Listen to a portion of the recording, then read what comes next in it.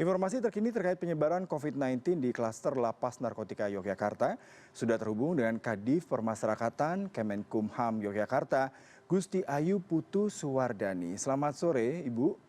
Terima kasih sudah Selamat bergabung sore, Mas bersama Yudi. kami di Newsroom. Ibu, ini lebih dari 250 napi di Lapas Narkotika Yogyakarta positif COVID-19. Apakah itu sudah semua yang dilakukan testing dan tracing? Lalu kira-kira apa penyebabnya selain satu orang sipir yang diduga memang menjadi penyebab masuknya virus COVID-19 di lapas, Bu?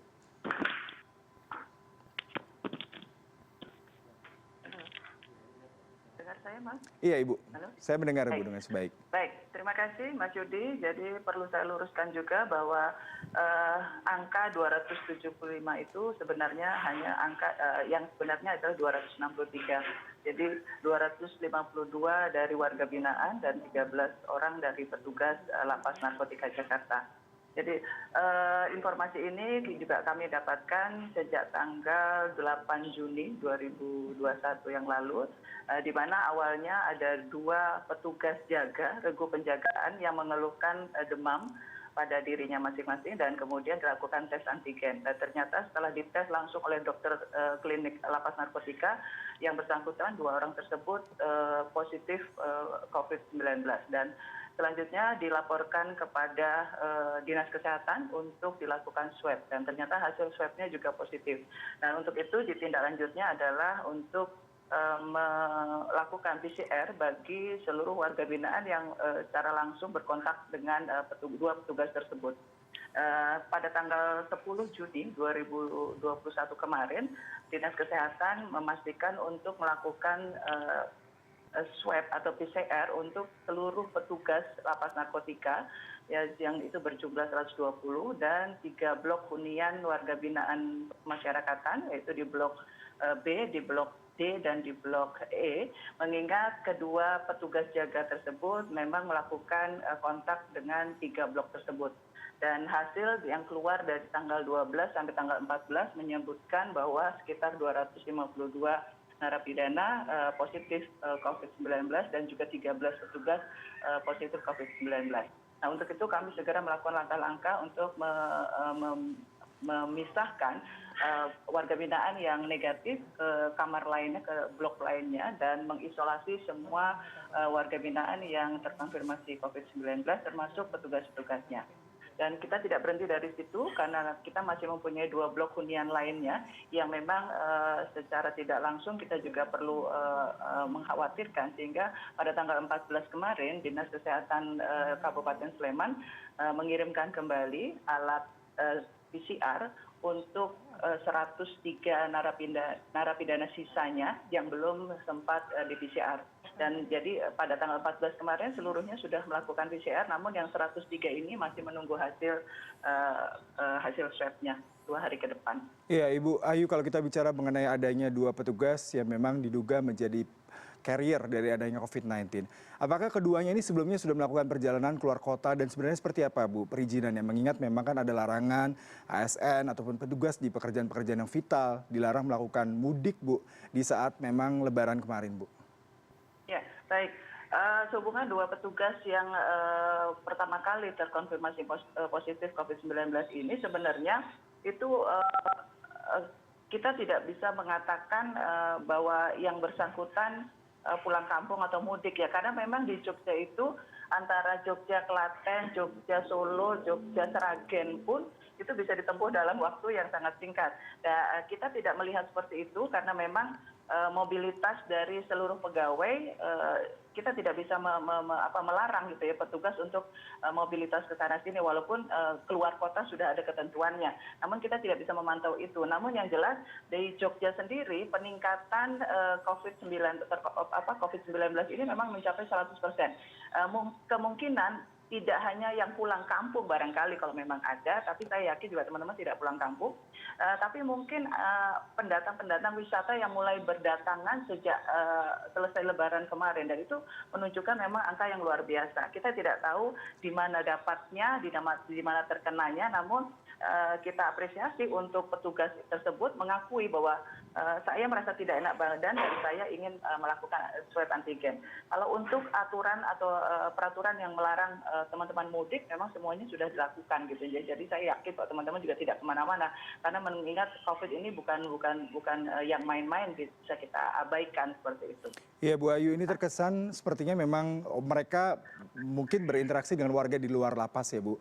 Sehingga tadi Ibu katakan ada dua petugas yang kemungkinan memaparkan sampai 3 blok ya Bu ya. Berarti asumsinya antisipasinya seharusnya bisa diperkirakan apabila mereka memang sebelumnya sudah mengalami demam, kemudian mereka melakukan interaksi dengan orang-orang di luar lapas. Sebenarnya seperti apa Bu penanganan untuk orang yang keluar masuk dari lapas dan berinteraksi dengan warga binaan Bu? Ya, baik. Untuk di jajaran pemasyarakatan dari seluruh lapas rutan yang ada di wilayah Yogyakarta, memang antisipasi itu sudah kita lakukan karena SOP-nya untuk masuk ke dalam kantor sudah ada, Mas. Jadi pertama datang masuk box steril, lalu cuci tangan dengan sabun, diukur suhunya. Kalau memang suhunya tinggi, kita suruh balik kanan seperti itu. Dan itu sudah dilakukan selama setahun terakhir ini, gitu ya, sampai di bulan ini. Dan alhamdulillah sebenarnya dari tahun Maret 2020 sampai kemarin Juni 2021 Yogyakarta termasuk yang nihil, zero terpaparnya warga binaan dari COVID-19. Kalau petugas ada beberapa sekitar 60 orang. Tapi kalau warga binaan selama setahun ini sebenarnya zero. Dan kami juga sedikit kaget pada saat kemarin kok lonjakannya begitu besar. Jadi sebenarnya si petugas tersebut kemungkinan karena sekarang tidak ada gejala, mereka hanya merasakan demam. Tapi pada saat tanggal 4 kemarin mereka sempat masuk kantor, lalu dia merasakan demam, menyatakan kepada dokter untuk minta tolong dong dok di swab gitu ya. Itu masih melakukan kegiatan. Dan pada tanggal 4 sampai tanggal 8 itu waktu yang sangat singkat. Pada saat dia sudah terkonfirmasi COVID-19, menurut dokter itu sudah langsung diisomankan gitu, disuruh pulang gitu ya pada tanggal 4 itu. Namun ternyata satu regu Pak petugas tersebut ada beberapa yang bersama-sama dengan kontak dengan yang bersangkutan sehingga sehari selanjutnya setelah yang 2 isoman langsung pada saat itu juga teman-teman lainnya langsung di tracking oleh dokter dan untuk di swab langsung di swab antigen gitu ya pada saat itu. Dan hasilnya terlihat bahwa ternyata teman-temannya sebagian besar juga ada yang terpapar. Jadi itu memang cepat sekali Mas, kita tidak bisa menghitung waktu gitu. Ternyata kontak langsung saja itu cepat sekali penyebarannya. Dan pada saat itu juga karena yang bersangkutan sebelum swab sudah mengontrol blok-blok tersebut, kita tidak karena memang kasat mata ya mungkin tempelan-tempelan atau kontak-kontak langsungnya itu sudah menempel di pintu-pintu kamar atau di tempat lainnya yang memang secara tidak langsung warga binaan juga memegang itu gitu ya. Jadi memang kalau regu penjagaan ini memang yang paling banyak berkontak langsung dengan warga binaan. Bukan tidak ada antisipasi tapi memang ini cepat sekali kalau menurut saya dari tanggal 4 ke tanggal 7, tanggal 8 itu cepat sekali penyebarannya. Jadi antisipasi sudah kita lakukan selama setahun ini terbukti kita zero gitu. Tapi ternyata dengan tidak adanya gejala mungkin varian-varian baru dari COVID-19 ini yang mungkin minim edukasi untuk kami gitu ya. Tapi yang jelas teman-teman kami semua sudah melakukan langkah-langkah SOP prokes kesehatan masuk ke dalam lapas. Itu Mas. Ya Ibu, tadi Ibu katakan kalau untuk petugas lapas, sipir maupun petugas yang berjaga di sana sudah menerapkan SOP. Lalu bagaimana dengan kunjungan keluarga Bu? Mengingat memang masih terbuka, kemudian baru ditutup ketika ada temuan kasus ini cukup besar. Apakah sebelumnya juga ada prosedur dan tata laksana yang tepat buat para pengunjung untuk bertemu dengan warga binaan Bu? Mohon maaf Mas, kami luruskan karena memang sejak pandemi 2020, sejak Maret 2020, Direktur Jenderal Pemasyarakatan sudah menutup semua kunjungan fisik. Jadi kita melakukan kunjungan online atau daring. Jadi selama ini kita masih melakukan daring. Termasuk salah satunya di Jogja ini satu-satunya provinsi yang tidak menerima makanan kiriman dari luar. Kami berharap makanan yang di dalam cukup untuk warga binaan termasuk kantin-kantin kami hidupkan untuk membantu asupan dari warga binaan yang ingin memakan makanan lainnya seperti itu. Tapi kami sama sekali stop kiriman barang dari luar. Jadi selama ini sebenarnya tidak ada kontak dari luar. Yang dimaksud stop pelayanan publik selama ini yang kemarin disampaikan oleh Lapas Narkotika adalah kita berhenti dulu dalam artian tidak melakukan kegiatan lainnya gitu ya, termasuk sidang online lalu juga kunjungan online dan yang lain-lainnya ada masyarakat atau keluarga yang meminta arahan atau informasi tentang saudaranya yang ada di dalam itu kita stop. Jadi bukan kunjungannya, tapi layanan-layanan yang publik kepada masyarakat maupun APH terkait lainnya. Untuk sementara ini kita stop dulu. Ya, baik, Bu Ayu tadi terakhir Ibu katakan virus ini cepat sekali menyebar dari tanggal 4 hingga tanggal 8 dan bisa mencapai ratusan warga binaan yang juga terpapar. Apakah ada kemungkinan temuan virus varian baru Bu di sana sejauh ini dengan hasil pemeriksaan laboratorium?